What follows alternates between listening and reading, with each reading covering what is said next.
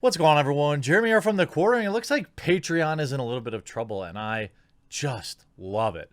Patreon is most well known for being censorious, whether it's they don't like a particular type of art, they don't like a particular creator's political views, or they don't like a particular creator's content. They're always quick to change their terms of service to help benefit themselves, to give them reasons to ban people. I myself have been banned for life from Patreon simply for exposing some people that liked spending their time with kids, if you know what I mean. All right.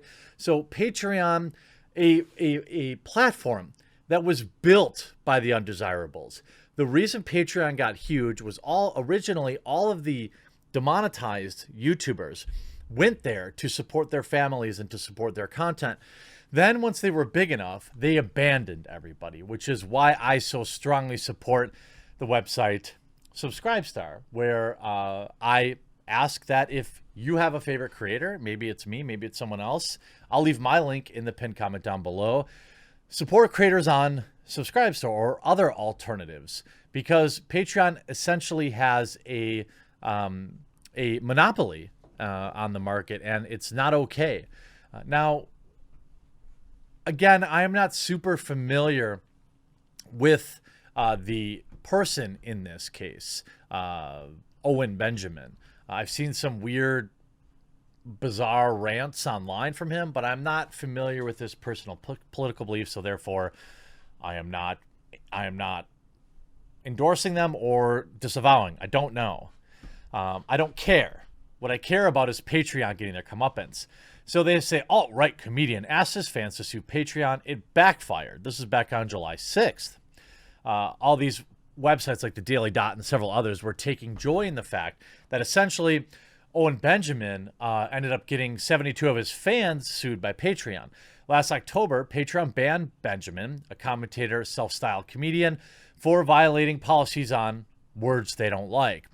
Now they talk about alt-right, okay, blah, blah, blah. I don't know if he is or isn't. I'm not going to spread the Daily Dot's opinion on anybody.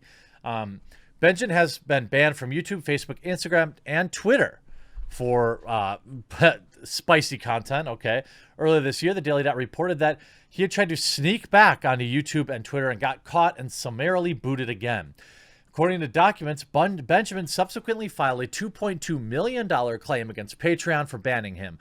He later upped that demand to $3.5 million. He also got 100 of his fans, also known as bears, to file separate identical claims against Patreon for kicking him off the platform. Court records state that Benjamin used the multitude of individual claims, all of which were filed by his lawyers, as leverage to attempt to convince Patreon to settle. It refused. Now Patreon is suing 72 of his fans. Not exactly a great outcome, but wait, there's more. The suit is about keeping speech they don't like off the platform, the company told the Daily Dot via email. We won't allow former users to extort Patreon and are moving these frivolous claims to court where they belong. Unlike the prior claims, the suit against Benjamin's fans is filed in California State Court. Patreon's previous terms of service required claims to be submitted to arbitration, like Benjamin's $3.5 million case. An update to the terms of service that went into effect on January 1st both prohibits users from filing claims based on the platform kicking someone off. Kicking someone else off requires anyone to do so to pay the company's attorney's fees and costs, court documents state. Benjamin's fans' claims against Patreon were filed January 6th, according to court documents. Now, we know, I'm pretty sure, that Patreon did this because of Owen Benjamin, a quick little change to their terms of service. Now, thus, if Patreon wins the suit, Benjamin's fans could be on the hook for a significant sum, which may negatively impact their ability to chip in for the $1.5 million ranch in northern Idaho that he's been lately been begging for the cash to buy for himself. Okay, so I don't know. I don't know anything about him, but what I do care about is tech censorship. And Mike Cernovich apparently was in court today following this suit. And it paints a very different picture than what all these outlets celebrating someone's banning are doing. Now, I want to be clear. Obviously, private business can do whatever it wants, all right? The problem is when you have tech collaboration. No, that's too nice of a word. scheming to unperson people. There's a reason that when a creator gets banned off Twitter, it's like Twitter, YouTube, Instagram, Facebook, all within hours. It's because they all coordinate. They all coordinate to remove speech they don't like. And this isn't to agree or disagree with anything Owen Benjamin says. This was, I'm not making a comment on whether or not I agree or disagree with Stefan Molyneux. But when you move to ban somebody summarily like this and in the shadows, I have a problem with it because it always starts as, oh, this person's really evil. Then they change the definition of what evil is, and now they're banning regular people. Now, again, that's not, I don't know about Owen Benjamin. So Mike Cernovich says, reporting live from major legal action involving Patreon and several former patrons of Owen Benjamin. Several former patrons of Benjamin filed arbitration actions against Patreon, and Benjamin was banned. When Benjamin was banned, Patreon then sued those former backers in California state court. So now we know, right? Owen Benjamin's backers filed arbitration under a clever workout unique to California law. More detail here. Cernovich covers that.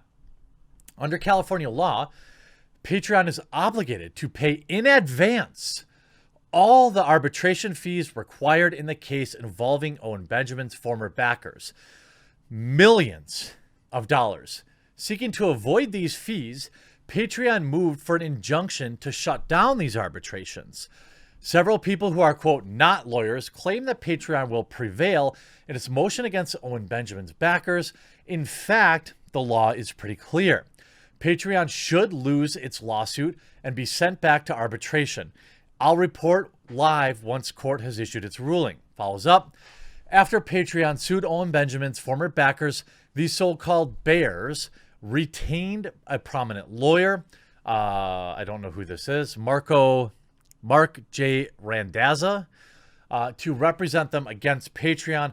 I am here live reporting for their hearing. More details to come. Court, quote, the tentative ruling is to deny the motion for injunctive relief. So Patreon loses, right? Patreon has presumably lost unless they are able to persuade the judge at this hearing to reverse himself. The judge is hammering Patreon's lawyer and is not impressed with his arguments. Looks like Patreon is about to lose here and lose badly. Unless the judge in Patreon reverses himself, then Patreon loses in court today will be devastating. They will be on the hook for hundreds of arbitration fees. But anything can happen in any given moment. Will the judge overrule himself? We will soon find out. He continues. Under the court's preliminary ruling, any large creator banned from Patreon can have his or her backers move for arbitration. Patreon will have to pay millions of dollars in legal fees up front. This would be a huge workaround for big tech censorship. That means people like Sargon of Akkad, who had been banned from Patreon. He had something like 10,000 backers at the time he was banned. You could have 5,000 of those people move for arbitration. You could essentially bankrupt the company. This logic could be applied in the the logic being applied in the Patreon can be used against PayPal when PayPal bans accounts. This Patreon lawsuit outcome has major implications. A new legal front just opened up. This is also true of people that have been banned from PayPal. I think Dick Masterson is one of them. MasterCard has often moved to ban people. This would be an amazing way to strike back. He continues. By the way, shout out to Mike Cernovich for his coverage here, regardless of what you think of his political opinions or whatever. His coverage here has been extremely helpful. Patreon's lawyers is citing cases that didn't even disclose to opposing counsel, which is not standard practice. Judge seems like he may seek further briefing on procedural issue. Patreon bans Owen Benjamin. 72 of Benjamin's backers tell Patreon they will move for arbitration. Patreon amended its terms of service to bar those claims. Backers move for arbitration. Patreon loses procedural rulings in arbitration. Lawsuit against those backers is filed. The judge in Patreon case is very straight-laced guy, understands the law. He is wondering why so many people are watching the hearing.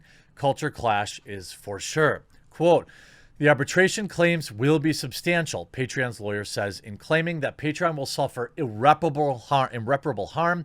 The judge cites the, quote, gig economy lawsuit DoorDash lost in response to Patreon's lawyer's arguments. Quote, We understand that the old agreement allowed for gamesmanship, Patreon's lawyer said, which is why Patreon changed the terms of service. Judge is pushing back in reply to how Patreon unilaterally changed terms of service. Patreon changed the rules of the game in the middle of the game, the judge tells Patreon's lawyer. Get him! Now the lawyer is up in the Patreon versus Owen Benjamin backers. The court's tentative ruling went against Patreon, but oral arguments may have persuaded the judge to modify his order. High legal drama happening in San Francisco Superior Court. The judge in the Patreon case is fantastic. He's well prepared and really did his homework. Impressed with him for sure. Mark Randazza argues, Patreon has set up the terms of service to mandate arbitration. Patreon lost rulings in arbitration. Now Patreon wants a court to stop arbitration. Think about that. Think about that. They stacked the deck in their favor, still lost, and then they wanted to change it afterwards, and the judge is seeing that exactly for what it is. Excellent. Excellent. Now, this is just starting out, but Patreon could be in massive trouble here, and you just hate to see it. Again, I don't speak for anybody in particular, but what I'm interested in is the implications of big tech censorship and having a way to fight back against it. Hopefully this continues to push forward, and I will continue to cover this topic as it develops. If you want to, make sure you subscribe now using the link down below to keep you informed of all the latest news and goings on. I hope you enjoyed this video. We'll talk to you again real soon.